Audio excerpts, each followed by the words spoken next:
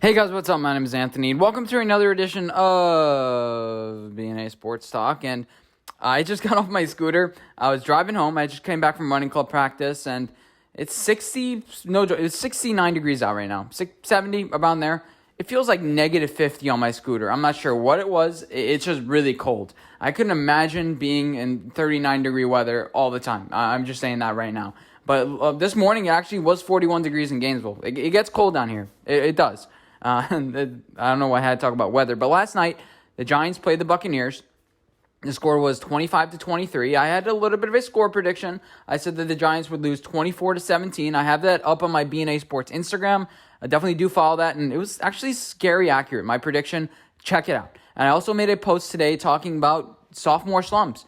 Daniel Jones, year one versus year two. The exact stats, I don't have them memorized, but basically he's not doing as well as year one. And we said the same thing about Baker Mayfield. We said the same thing. You know, he's playing the Bengals, and he's scoring 4 touchdowns. That's the same thing that happened to the Giants. We played the Lions, the Washington Football Club, what other team sucked last year that we played? The Jets, I guess. You know, getting 4 touchdowns, 0 interception. He looked fairly impressive.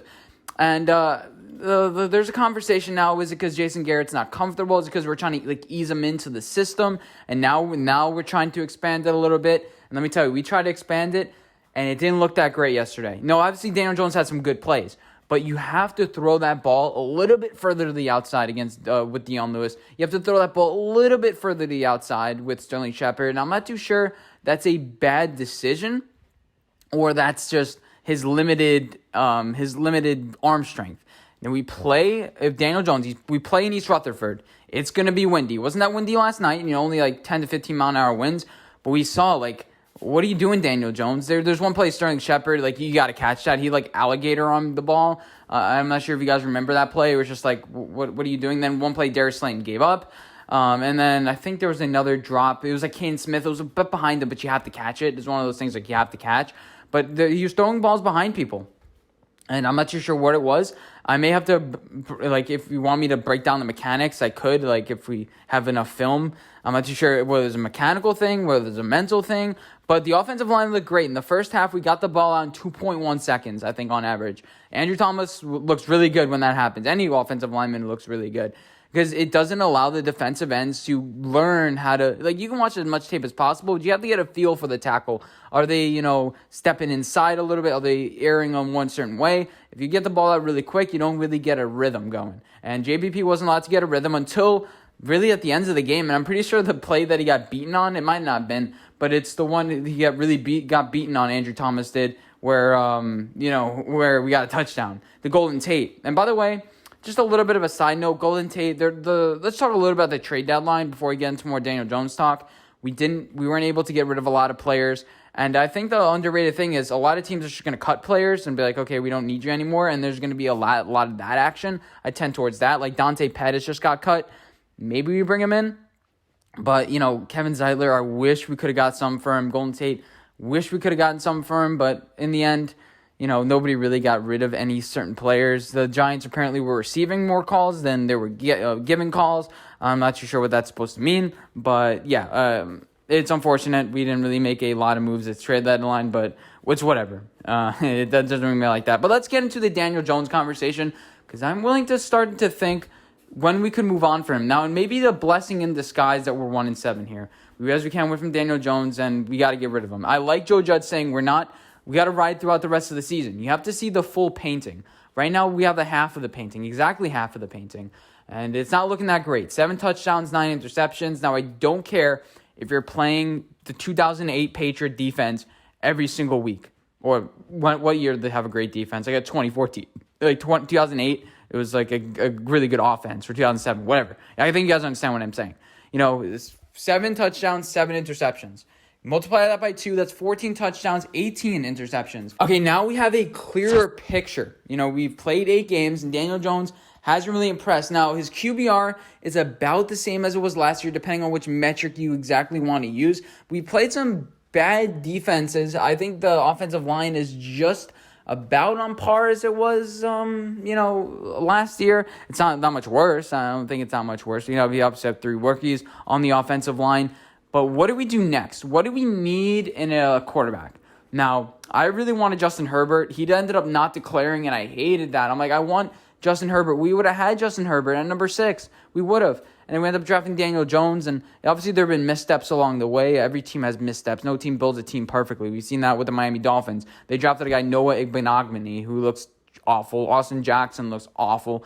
But, like, we've been rebuilding for a long time. Let's just say that. But what do we do here? I wanted Justin Herbert because he's tall, he's lengthy, he can get the ball, he can drive it in the wind, he can do those certain things. I'm not sure if Daniel Jones can do that. You have to learn from your mistakes, and Daniel Jones is still making the same mistakes. If we have to take a step back in reality, let's take a look at it from a normal fan. We have to be like, okay, take a look at his stat line, 74, rating. If Ron Rivera was head coach of this team, Daniel Jones would be gone by now, if you think about it. I mean, Dwayne Haskins at least got pulled really quick. I guess you can see a little bit more in Daniel Jones because he has a maturity. He has a quarterback face. He does some certain things well. He puts in the work. Some of those things were questionable with Dwayne Haskins. But we got to start thinking about what's next, I think. I think we have to start thinking about, I don't want Matt Stafford. I don't want Matt Ryan. I don't want Kirk Cousins. Maybe Derek Carr could be interesting. Dak Prescott, I think he's going to stick with the Cowboys. I don't want anybody really in the league right now. Cam Newton, and these guys. Ben DiNucci, I don't want him. Hot take, I don't want Ben DiNucci. He's a rookie, so whatever. I don't want any of those guys. What we need now is a guy that can play multiple facets of games. We need, play through the defense. Okay, now we need to play through the offense, be a gunslinger. Justin Herbert fixed that perfectly. Obviously, he's not amazing. He makes mistakes, but again, you have to learn from your mistakes. And it would have been so awesome to get Joe Burrow. It would have been so awesome to get these quarterbacks, but we're not in that situation. And now we have to move forward. You can't be like, I wish we had this guy. Trevor Lawrence is obviously out of sight. In this draft, there's Zach Wilson. I think, honestly, what we should do is get a third-round pick. I don't like any of the Dwayne Haskins, the Josh Rosens, even though at one point I think all Giants fans did. We like these guys. I don't think we should get one of these guys on these rosters. I don't love any of them, and there's a reason why that they're not successful. I don't think they can add really much to our team. We've seen them. But the Giants have pieces. That's what I hate. People are like, the Giants have no talent. Isaac Yiadom is making some decent plays. He doesn't have the most fluid hips in the world, but I think he's good. Logan Ryan's a little bit overrated in pass coverage, but Darnay Holmes, he's looking like he's improving. Bradbury, obviously, the one dumb penalty that shouldn't have been called, and then, a perfectly thrown ball by Mike Evans. Otherwise, he did a really good job. We have talent on the team. Blake Martinez is leading the league in tackles. He's a sack machine. He's a tackle machine. Dexter Lawrence, Leonard Williams. Dexter Lawrence is injured, but BJ Hill. We have a bunch of talent on this team.